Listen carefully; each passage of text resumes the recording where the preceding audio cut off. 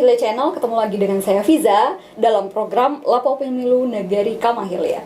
Nah, kemarin kita udah membahas tentang DPTB, itu daftar pemilihan tambahan. Nah, mungkin pemirsa setia Kamahile Channel juga mudah-mudahan paham ya dengan penjelasan tentang DPTB ini. Nah, sekarang kita juga ada kedatangan narasumber, jadi dari PPK Kecamatan juga dan juga PPS Nagari Kamahile. Tapi sebelumnya kita juga perkenalan dulu ya.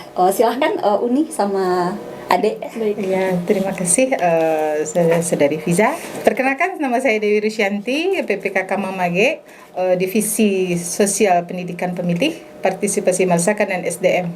Oke, selanjutnya. Perkenalkan, saya Sri Rahmanela, Divisi Teknis PPS Nagari Kamahile. Oke. Jadi berarti kita sama nih Dewi dan juga Nela ya. Iya. Jadi pemirsa, ngomong-ngomong tadi perkenalan sebelumnya nih Dewi ini adalah Divisi Sosialisasi Pendidikan Pemilihan dan SDM ya Uni ya. Jadi terkait hal tersebut, jadi tema kita sekarang adalah tentang dasar kepemiluan ya Uni ya. Boleh ya Uni ya? Boleh. Nah, jadi kita masyarakat tentu tahu gitu.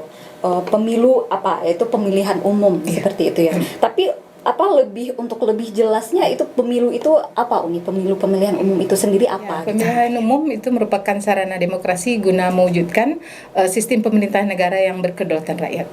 Jadi pemerintah bernegara itu yang dibentuk melalui pemilihan umum, melalui kedaulatan rakyat, dijalankan sesuai kehendak rakyat dan diabadikan untuk kesejahteraan rakyat. Dan sesuai dengan ketentuan pasal 22E Undang-Undang Dasar Negara Republik Indonesia 1945, pemilihan umum itu memilih presiden dan wakil presiden, anggota DPR, anggota DPD, anggota Dewan Perwakilan Rakyat Daerah yang berlandaskan azas Pancasila. Iya. Ya, mungkin itu.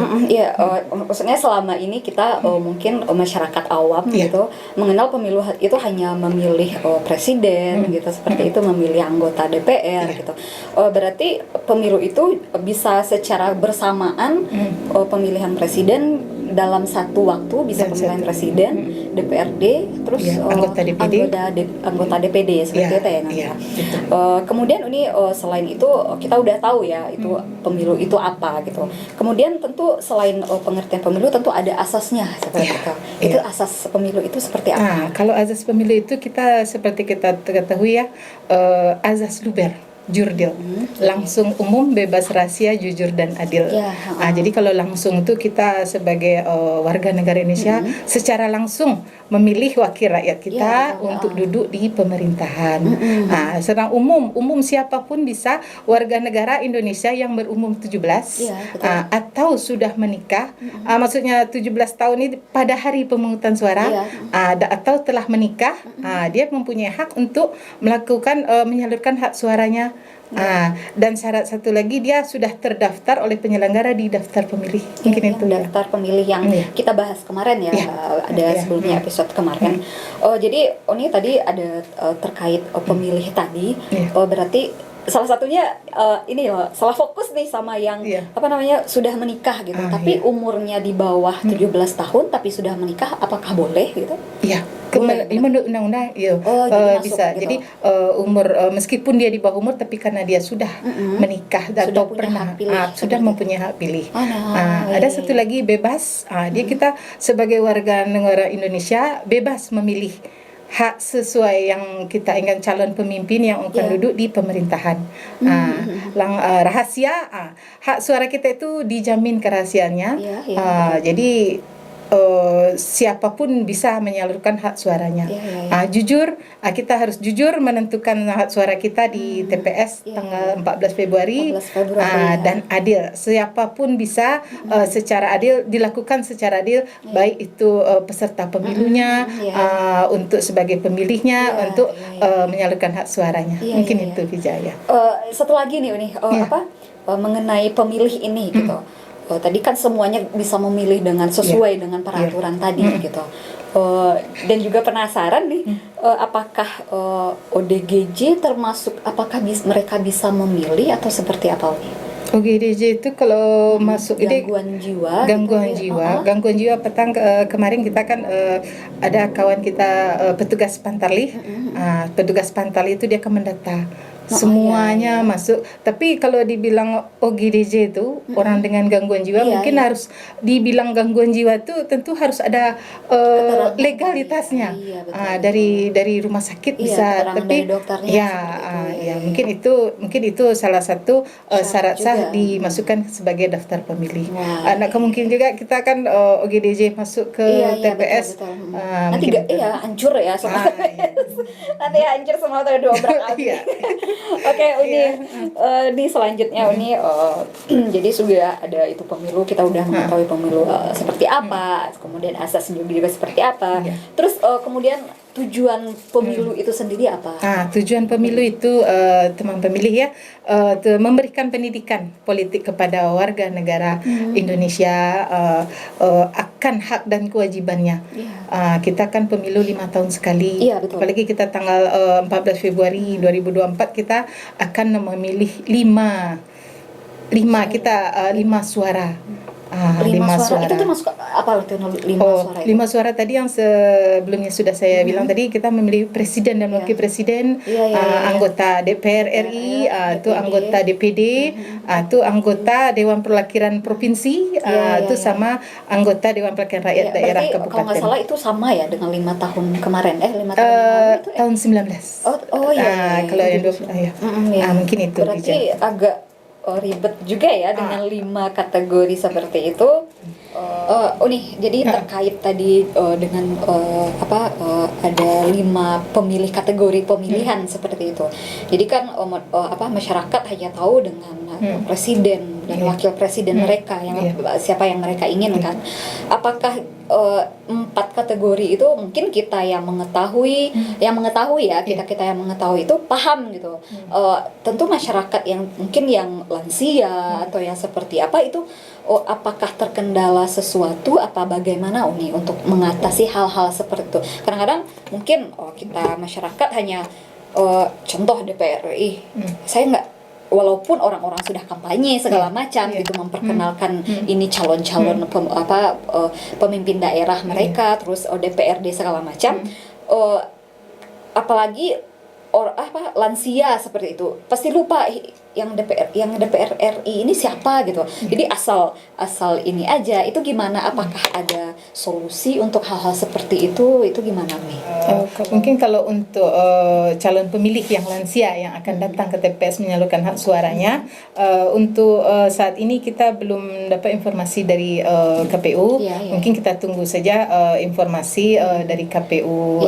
Bentuk seperti apa bentuk surat suaranya? Cuman kini kita menyalurkan 5 suara yang pasti, cuman untuk surat suaranya 5 untuk hak pilih kita di TPS. Cuman untuk bentuknya kita tunggu informasi. Mungkin siap-siap aja ya dari 5 itu udah maksudnya untuk masyarakat siap-siap untuk menggali mengetahui calon-calon pemimpin kita nantinya seperti itu ya. Itu juga diharapkan calon pemilih juga bisa mengetahui siapa yang akan kita pilih tanggal 14 Februari. Apakah sesuai dengan keinginan kita.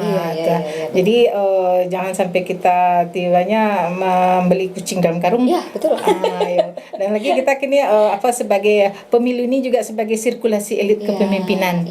Jadi pemilih kita ini sudah cerdas.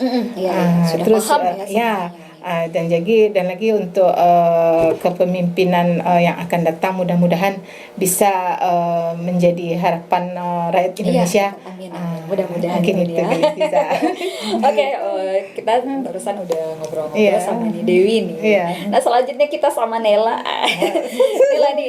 Nela deg-degan nih kayaknya. Oke, Nela nih. Nela kan sebagai divisi teknis ya PPS di Nagari Kamanghilia. Jadi kemarin kita dari PPS itu ketua PPS Nidona. Kemarin jadi perwakilan PPS sekarang itu Nela gitu ya Nela. Baik Nela, kemudian nih pertanyaan untuk Nela nih, berapa jumlah partai yang mengikuti pemilu yang akan datang nih? Berapa partai? Baik, Kak Fiza, terima kasih Kak Fiza. Langsung saya tanggapi. Itu menurut keputusan KPU nomor 518 tahun 2022 itu ada sebanyak 24 partai yang akan ikut serta nanti dalam pemilu 2024 nanti. Ya. Nah, di dalam 24 partai itu ada sebanyak 6 partai lokal Aceh yang terdaftar dalam 24 itu khusus untuk daerah Aceh aja. Nah, untuk sama-sama kita ketahui untuk yang partai nasional aja yang 18. Oh gitu ya. Iya. Ya. Oh jadi apakah untuk partai tahun ini apakah dari 5 tahun yang lalu itu nambah apa gimana Nela? Sepertinya nambah. Nambah ya? Iya, Gitu ya. nambah. Nambah partai loh, besok saya mau juga nambah. Mau bikin partai sendiri. Jadi tiap-tiap kayaknya tiap sekali 5 tahun itu partai bermunculan. Iya. Oh jadi ada 24 yang berarti yang nasionalnya tadi ada 18 partai ya seperti itu ya. Oke. Oh Nela kan sekarang di PPS ya. PPS, Di PPS. Iya, Kak. PPS berarti nanti di tiap-tiap negari itu memiliki TPS. Oh, jadi TPS itu tempat pemungutan suara, benar? Iya, benar. Benar Jadi bingung jadi benar nggak sih tempat pemungutan Iya. suara atau tempat pemilihan suara beda ya? Tempat Pemungutan suara. Jadi. Nah jadi saya sendiri jadi bingung gitu TPS. Apalagi kita masyarakat di luar juga tidak terlalu mengetahui. Palingan masyarakat kita tahu milihnya di mana di TPS. Iya. Apa itu TPS kita nggak tahu gitu, masyarakat kita nggak tahu. Bisa Nela jelaskan nggak itu TPS itu maksudnya apa gitu? Baik Kak Fiza, TPS itu tempat kepanjangannya tadi kan sudah kita bahas, tempat pemungutan suara, di mana kita akan melakukan pemungutan suara terhadap yang sudah kita bahas di awal tadi, terhadap ada 5 surat suara yang akan kita pilih nanti di TPS itu lokasi yang tempat pelaksanaannya gitu, yang akan sanak pemilih nanti datangi. Nah, untuk TPS itu sendiri sebenarnya Kak Fiza untuk di Kamanghilia ini sudah disebar beberapa titik sebanyak 23 titik per jorong. Per jorongnya ada di dalam. Kabarnya juga nambah ya. TPS ini kabarnya dari 5 tahun yang lalu benar, itu benar, nambah benar, gitu. Benar sekali Kak. Dari tahun lalu nambah sekarang jadi 23 TPS dan di masing-masing jorong itu ada 2 TPS. Iya, betul. Supaya apa? Supaya ini lebih efektif lagi untuk lebih dekat lagi dari lokasi tempat tinggal sanak pemilih kita nih Kak, lokasi tempat tinggal sanak pemilih kita ke TPS biar nggak susah lagi, biar nggak jauh-jauh lagi. Nah sekarang kan ada kendala, misalnya ada sanak pemilih kita nih yang masih jauhan tempat tinggalnya dengan TPS, akan diberi kemudahan sekarang masanya kita DPTB seperti yang kita bahas di episode sebelumnya kan.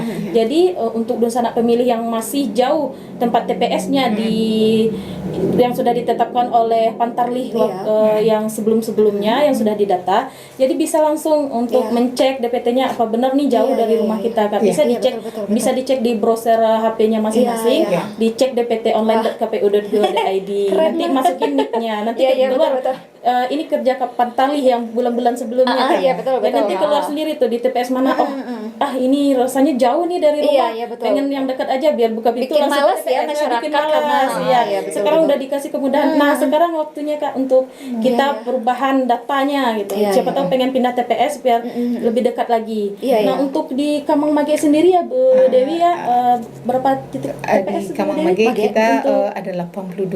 82 memang TPS. Bertambah ya dari maksudnya tidak di Kamanghilia saja untuk penambahan TPS. Kita diharapkan juga kalau untuk TPS itu aksesnya. Iya betul. Aksesnya memang benar ya yang tadi Nela bilang. Memang 5 tahun yang lalu itu benar-benar masyarakat kita malas emang kejauhan kadang kejauhan. Gak apa-apa lah, nggak usah golput aja. Masih ada istilah golput masih ya. Mudah-mudahan golput masih banyak. Jadi mudah-mudahan dengan banyaknya titik-titik TPS tadi, jadi masyarakat juga terbangun untuk berkeinginannya udah dekat gitu, udah gampang juga memakan waktu gitu. Apalagi sanak pemilih kita yang udah lansia nih Kak, jauh kan, kasihan kasihan nenek-nenek Oke pemirsa setia Kamanghilia Channel, sebelum kita tutup hari ini mungkin ada tambahan Uni Dewi closing statement untuk sore hari ini nih, episode hari ini apa nih? Iya, terima kasih dan sanak pemilih mungkin dari kami atas nama PPK Kamamage. Jadi kita tadi sudah membahas masalah pemilu, dasar-dasar pemilu, asas pemilu dan tujuan pemilu itu apa. Rasanya sayang kalau suara kita tidak kita gunakan untuk tanggal 14 Februari tahun 2000 nanti. Jadi harapan kita marilah kita sama-sama yang mempunyai hak pilih untuk datang ke TPS. Dan jangan lupa cari tahu rekam jejak calon pemimpin yang akan duduk di pemerintahan itu. Mungkin itu Bija. Keren banget. Tadi Uni Dewi udah, sekarang mungkin ada tambahan dari Nela. Sedikit tambahan saja nih Kak Fiza. Untuk Dunsana pemilih yang di rumah nih yang mau dengarkan ini nanti, jangan sampai golput ya Dunsana kita, karena sayang banget 5 suara kita akan kita hanguskan. Kenapa? Karena satu suara kita nantinya akan berpengaruh untuk perkembangan Indonesia 5 tahun ke depannya Dunsana pemilih. Mungkin itu saja Kak. Oke, keren banget nih. Oke, mungkin itu aja pemirsa setia Kamanghile Channel.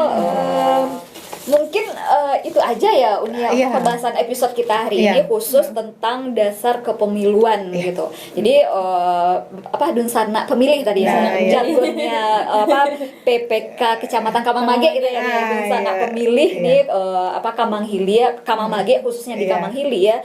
Jadi untuk episode sekarang itu tentang dasar kepemiluan. Jadi kita udah membahas tentang apa itu pemilu, azas pemilu, terus tujuan pemilu, tentang TPS juga gitu. Jadi untuk mungkin untuk episode ini udah cukup ya Uni ya untuk penjelasan kita tentang pemilu gitu. Mungkin next episode selanjutnya kita juga nanti akan membahas juga dengan PPK seperti apa temanya untuk untuk episode selanjutnya di Lapau Pemilu Negari Kamanghile. Oke, makasih ya Uni sama Nela. Udah itu aja pemirsa setia Kamanghile Channel dan pemilih kami pasti memilih, pintar memilih. Oke, dadah. Nice ya.